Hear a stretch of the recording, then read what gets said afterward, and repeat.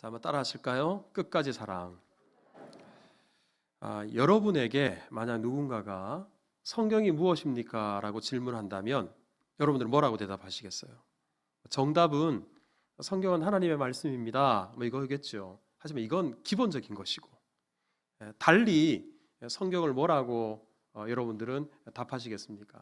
저라면 저는 성경은 하나님의 러브레터다, 그렇게 말씀드리고 싶어요. 왜냐 그러면 성경 66권 안에, 창세기부터 요한계시록 안에 온통 하나님께서 우리를 사랑하신다라는 사랑 고백이 가득 담겨 있기 때문에 그렇습니다. 근데 그 중에서도 특별히 몇몇 성경 구절은 하나님께서 우리를 얼마나 사랑하시는지 대단히 흥미롭게 표현하고 있는데요. 요한복음 3장 16절에 보면 이렇게 말씀합니다. 하나님이 세상을 이처럼 사랑하사 독생자를 주셨으니, 여기에서 하나님의 사랑을 이처럼 사랑하셨다. 그래서 저는 이 구절을 이처럼의 사랑, 이렇게 부르고 싶어요. 요한일서 3장 1절에는 보라, 아버지께서 어떠한 사랑을 우리에게 베푸사 하나님의 자녀라 일컬음을 받게 하셨는가. 저는 이 구절을 어떠한 사랑, 어떠한 사랑이라고 부르고 싶어요. 구약 성경에도 마찬가지예요. 스바냐 3장 17절에 보면 밑에 부분을 보세요. 그가 너로 말미암아 기쁨을 이기지 못하시며 너를 어떻게 사랑하세요? 잠잠히 사랑하세요. 그럼 이 장면을 한번 상상해 보세요. 우리 여러분들의 자녀들, 어린 자녀들을 바라볼 때 어떠세요? 그냥 보고 있기만 해도 좋잖아요. 자녀들은 키울 때는 정신 없었다 손치더라도 손주들을 바라보실 때 여러분 마음이 어떤가요? 그냥 그 손주가 나에게 뭘 해주는 게 아니어도 그냥 보는 것 자체가 기쁘고 잠잠히 사랑이죠. 요즘 말로 눈에 꿀이 뚝뚝 떨어진다, 그런 표현을 쓰잖아요. 하나님이 우리를 보실 때 그렇다는 거예요. 우리를 보시면서 기쁨을 이기지 못하시고 잠잠히 사랑하신다. 저는 이 구절을 잠잠히 사랑이다, 이렇게 부르고 싶어요. 그런데 좀 독특한 표현이 오늘 본문에다 나옵니다. 오늘 본문에 보면, 자 보세요. 유월절 전에 예수께서 자기가 세상을 떠나 아버지께로 돌아가실 때가 이른 줄 아시고 세상에 있는 자기 사람들을 사랑하시되 어떻게 사랑하셨어요? 끝까지 사랑하신다. 한번 따라 하십시다. 끝까지 사랑. 우리 오늘 이 말씀을 여러분들과 함께 나누고자 합니다. 여러분, 여기서 이 끝까지 사랑이라는 말, 요즘 젊은이들 표현으로 하면 우리 예수님은 사랑의 끝판왕이다, 이렇게 표현할 수 있을 것 같아요. 정말 예수님은 우리를 사랑하시되 끝까지 사랑하시는 분입니다. 자, 그러면 우리 오늘 본문에서 우리 예수님의 이 사랑을 끝까지 사랑이라 그랬는데, 어떤 사랑이길래 끝까지 사랑이라고 하셨을까? 그리고 이 끝까지 사랑은 어떤 사랑을 가리킬까? 우리 성찬식이 있어서 오늘 설교는 좀 짧게 하도록 하겠습니다. 우리 먼저는 저를 한번 따라서 합시다. 끝까지 변하지 않는 사랑입니다. 변하지 않아요. 한결같아요. 이것을 끝까지 사랑이다, 이렇게 표현한 겁니다. 여러분, 오늘 본문에서 예수님이 누구를 이렇게 끝까지 사랑하셨는가 보면 세상에 있는 자기 사람들을 끝까지 사랑하셨다 그랬어요. 이 사람들이 누구일까요? 1차적으로 이 사람들은 예수님의 제자들입니다. 그러니까 예수님의 제자들을 예수님이 끝까지 사랑하셨다라는 말입니다. 자, 그런데요, 예수님이 이렇게 끝까지 사랑하신 이 제자들은 이 사랑을 받을 만한 자격이 있었나? 이 사랑을 받을 만한 사람이었나? 이거 한번 생각해 볼 필요가 있어요. 왜냐 그러면 제가 아무리 생각해 봐도 그럴 만한 제자들이 아무도 없었기 때문에 그렇습니다. 먼저 예수님의 12 제자들 중에 하나인 가룟 유다는 2절을 보세요. 이 가룟 유다가 그 마음속에 예수님을 팔려는 생각으로 가득 차 있었어요. 3년을 동고동락했던 스승 예수님을 은 30에 팔아 넘기려고 마음에 작당하고 지금 예수님 앞에 있어요. 그런데도 예수님은 이 제자를 사랑하셨습니다. 38절에 보면 제자들 중에 수제자라고 알려져 있는 베드로, 그 베드로는 보세요. 네가 닭 울기 전에 나를 3번 부인할 것이다. 사람들 앞에서 나 예수님 모른다고, 왜 나한테 예수님이 누군지 묻냐고, 예수님을 모른다고 손사래를 치면서 부인할 그 제자 베드로, 예수님이 이걸 다 아셨어요. 그런데도 그런 제자를 예수님이 끝까지 사랑하셨어요.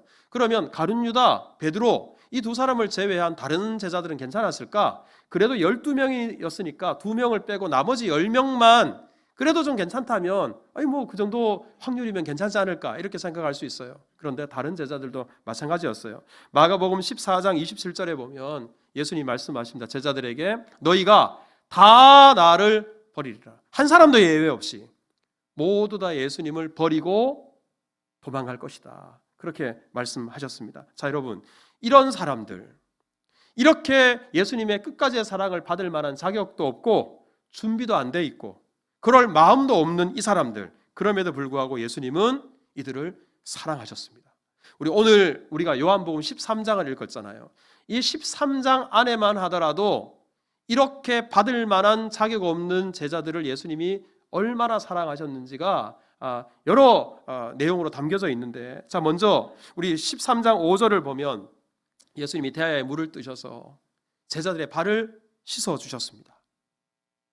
이 사랑받을 자격 없는 제자들에게 이렇게 세족식을 예수님이 행하신 거예요. 또한 13장 26절에 보면 떡을 포도주에 섞어서 제자들에게 나눠주셨어요. 이것은 성찬식을 한 것인데, 특별히 여기 보면 가룟 유다, 예수님을 팔려는 가룟 유다에게까지 예수님은 성찬의 떡을 나눠주셨어요. 이뿐 아닙니다. 예수님을 3번이나 모른다고 부인할 베드로를 위해서는, 자, 우리 누가복음 22장 32절을 보세요. 내가 너의 믿음이 떨어지지 않도록 기도했다. 예수님을 모른다고 부인할 베드로를 위해서 예수님은 이렇게 기도까지 해 주셨다는 말입니다. 여러분, 어떻게 이러실 수가 있을까? 여러분, 그것은 예수님의 사랑이 우리 사람의 사랑과는 다른 차원의 사랑이기 때문에 그렇습니다. 여러분, 우리의 사랑은 저만 하더라도 그래요. 누군가를 선대하고 누군가를 사랑할 때 대단히 조건적이에요. 저의 사랑은 때문에 사랑이에요. 하지만 우리 예수님의 사랑은 조건이 없어요. 예수님의 사랑을 이렇게 표현할 수 있어요. 한번 따라해 보십시다. 그럼에도 불구하고 사랑. 그럼에도 불구하고 예수님을 팔려고, 예수님을 모른다고 부인하고, 예수님을 버리고 도망가는 제자일지라도 뭐 때문에 사랑이 아니라 그럼에도 불구하고 예수님이 사랑하셨습니다. 여러분, 이 사랑을 오늘 본문에서는 끝까지의 사랑이다. 끝까지 변함없는 사랑, 한결같은 사랑. 여러분, 이 사랑을 예수님의 제자들에게만 예수님이 주셨을까요? 그렇지 않습니다, 여러분. 오늘 본문에 세상에 있는 자기 사람들 그랬잖아요. 자기 사람들. 우리 성경은 예수님을 믿음으로 예수님을 영접한 사람들은 다 예수의 사람이다. 그렇게 말했어요. 자, 저를 한번 따라서 합시다. 나는 예수의 사람입니다. 그렇다면 예수님이 나도 어떻게 사랑하시는가? 끝까지 사랑하십니다. 우리는 그 사랑을 받을 만한 자격이 없어요. 만약에 조건이 달려있다면, 그 사랑을 받을 만한 조건이 필요하다면 저와 여러분들 중에 이 사랑을 받을 만한 조건을 갖춘 사람이 아무도 없어요. 로마서 5장에 보면 3가지 구절이 있어요. 자, 예수님이 우리를 사랑하셔서 십자가에 못 박혀 죽으실 때, 6절에 보면 우리가 아직 연약할 때, 우리 8절에는 우리가 아직 죄인 되었을 때, 10절에는 우리가 원수 되었을 때, 그럼에도 불구하고 예수님은 우리를 위해서 십자가에 못 박혀 죽으셨어요. 우리를 사랑하셨어요. 우리를 구원하셨을 때만 그런가? 이 놀라운 구원을 우리에게 주셨음에도 불구하고, 여러분, 지난 한 주간의 삶을 한번 되짚어 보십시오. 과연 여러분들은 이 사랑을 기억하고 사셨습니까?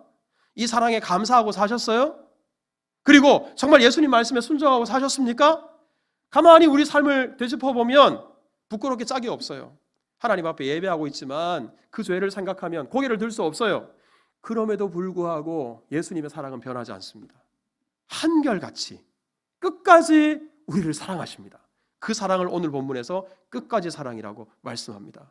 여러분, 이 끝까지 사랑을 입고 있음을 기억하고 우리도 끝까지 예수님을 사랑해야 되지 않겠습니까? 그런 은혜가 우리 가운데 있기를 축복합니다. 두 번째, 자, 저를 한번 따라서 합시다. 끝까지 내려가서 섬기는 사랑입니다. 여러분, 오늘 예수님께서 끝까지 사랑하시니라 이 말씀을 하신 직후에 제자들에게 예수님이 하신 일이 있어요. 그게 바로 뭐냐? 자, 4절을 한번 보십시오. 저녁 잡수시던 자리에서 일어나 겉옷을 벗고 수건을 가져다가 허리에 두르시고, 마치 예수님이 종이 된 것처럼, 수발하는 종이 된 것처럼 허리에다가 수건을 두르셨어요. 5절을 보세요. 이에 대야에 물을 떠서 제자들의 발을 씻으시고 그 두르신 수건으로 닦기를 시작하셨다. 예수님이 제자들의 발을 닦아주기 시작하셨습니다. 사실 요즘 우리가 살고 있는 이 시대는 가정에서 누가 먼저인가, 누가 주도권을 갖고 있나. 근데 대부분의 가정이 부모보다 자식이 우선된대요.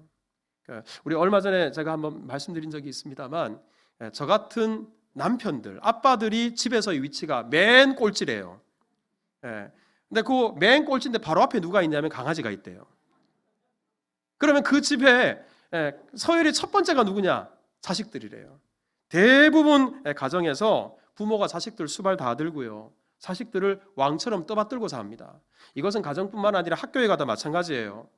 학생들이 선생님을 존경하고 우리 선생님들 앞에 조심스러워하고 무서워하고 이런 학생들이 별로 없어요. 학생들의 심기를 잘못 거드리면 안 돼요. 교권이 무너진 지가 오래됐잖아요. 하지만 예수님 당시 유대 사회에서 스승과 제자와의 관계는 이거는요, 넘지 못할 선이 분명히 있었어요. 주인과 종의 그 자리, 거기에서는 도저히 극복하지 못할 담이 있었어요. 이런 시대에 스승이 제자의 발을 닦아주거나 아니면 주인이 종을 섬긴다? 여러분, 이것은 도저히 용납할 수도 없고 있을 수도 없는 일이었습니다. 그럼에도 불구하고 예수님은 제자들 발 아래 무릎을 꿇으셨어요. 제자들의 발을 닦아주셨어요. 이 일이 얼마나 파격적인 일이었던지, 자, 오늘 보면 6절을 한번 보세요. 시몬 베드로가 예수님이 자기 발을 닦아주려고 하시니까, 주여, 주께서 내 발을 씻으시나이까. 바꿔 말하면, 주인님, 어떻게 주인이 종의 발을 닦을 수 있다는 말입니까? 예수님께서 이 말을 들으시고, 베드로야, 너는 지금 다 알지 못한다. 하지만 나중에 시간이 지나서 내가 왜 너희의 발을 닦아주는지 알게 될 거야. 예수님이 설명하셨어요. 그럼에도 불구하고 8절에 보면 베드로가 재차 내 발을 절대로 씻지 못하시리이다. 이것은 당시의 인식이 어땠는지, 문화가 어땠는지를 우리에게 보여줍니다. 이거 예수님께서도 인정하셨어요. 우리 16절을 한번 보세요. 종이 주인보다 크지 못하고 보냄을 받은 자가 보낸 자보다 크지 못한다. 예수님도 이렇게 말씀을 하셨습니다. 그럼에도 불구하고 예수님께서는 만류하는 베드로의 그 만류를 뿌리치고 기어이 제자들의 발을 닦아주셨습니다. 제자들의 발 앞에 무릎을 꿇고 허리를 숙이고 종이 주인의 발을 닦아주는 것처럼 그렇게 제자들의 발을 닦아주셨습니다. 왜 이렇게 하셨을까? 그 이유는 한 가지밖에 없어요. 마태복음 20장 28절에 보면 예수님이 이 땅에 오신 이유가 무엇인가? 인자가 온 것은 섬김을 받으려 함이 아니라 도리어 섬기려 하고, 예수님은 섬기기 위해서 이 땅에 오셨어요. 대접받으려고 오신 것이 아니라 대접하려고 이 땅에 오셨어요. 심지어는 자기 목숨을 가지고 섬기시기까지 하시려고 예수님이 이 땅에 오셨습니다. 여러분, 이렇게 예수님이 스승인데, 주인인데, 종인, 제자들인 그 제자들의 발 앞에 허리를 숙이고 엎드리고 낮아지시고 더 이상 낮아질 때가 없을 정도로 끝까지 자기를 낮추셔서 제자들을 섬기셨어요. 이것이 바로 끝까지의 사랑입니다. 근데 여러분, 이 사랑을 제자들뿐만 아니라 저와 여러분들도 받아 누리고 있다는 사실을 아시죠? 우리와 같이 비천한 자들이, 보잘것없고 아무것도 아닌 존재들이 어떻게 하나님의 자녀라는 이 영광스러운 이름을 얻게 되었습니까? 왕이신 예수께서 우리를 섬기셨기 때문에, 종이 되어서 우리 대신 십자가에 못 박혀 죽으셨기 때문에 가능한 일이에요. 여러분, 우리가 주와 함께 영원토록 왕노릇하게 되었어요. 이 말은 바꾸어 말하면 저와 여러분들이 왕의 자녀가 되었어요. 우리는 왕노릇하게 될 거예요. 어떻게 나 같은 죄인이 왕이 될 수 있습니까? 예수님 낮아지셨기 때문에. 그 끝까지의 사랑을 저와 여러분들이 받아 누리고 있다는 사실입니다. 그렇다면 우리 또한 예수님처럼 대접받기보다, 섬김을 받기보다 대접하고 섬기는 삶을 살아야 되지 않겠습니까? 저 스스로도 늘 저를 돌아봅니다. 내가 혹시 지금 섬김을 받으려고 하는 것은 아닌지, 대접받으려고 하는 것은 아닌지, 최선을 다해서 내가 대접하자, 내가 섬기자, 이런 마음으로 살아가려고 애를 씁니다. 여러분들 또한 이 끝까지의 사랑을 받았으니 끝까지 우리를 낮추고 언제나 나보다 남을 낮게 여기고 섬김의 자리, 대접하는 자리, 베푸는 자리에 우리가 서게 될 때, 그때 이 사랑을 받은 사람처럼 살아가게 되는 겁니다. 그런 은혜가 우리 가운데 있기를 축복합니다. 마지막 세 번째, 자, 저를 한번 따라서 합시다. 살과 피를 내어주기까지 사랑하셨습니다. 이게 바로 끝까지의 사랑입니다. 여러분, 세속식을 가진 직후에 예수님께서 제자들에게 하신 일이 또 하나가 있어요. 그것이 다름 아니라 제자들과 함께 유월절 식사를 하신 겁니다. 자, 오늘 본문 1절을 보면 이렇게 시작해요. 유월절 전에 예수께서, 유월절 전에. 자, 이 시점이 언제였는가 하는 것을 마가복음 14장 12절에는 이렇게 말씀합니다. 무교절의 첫날 곧 유월절 양 잡는 날에 예수님께서 제자들과 함께 유월절 식사를 저녁에 나누셨다. 그렇게 말씀하고 있어요. 예수님이 지금 유월절 식사를 제자들과 나누신 겁니다. 자, 그런데요, 이 유월절 식사 시간에 예수님이 뭘 하셨나? 우리 앞서 26절을 봤잖아요. 26절에 보면 예수님께서 떡 한 조각을 제자들에게 나눠주셨어요.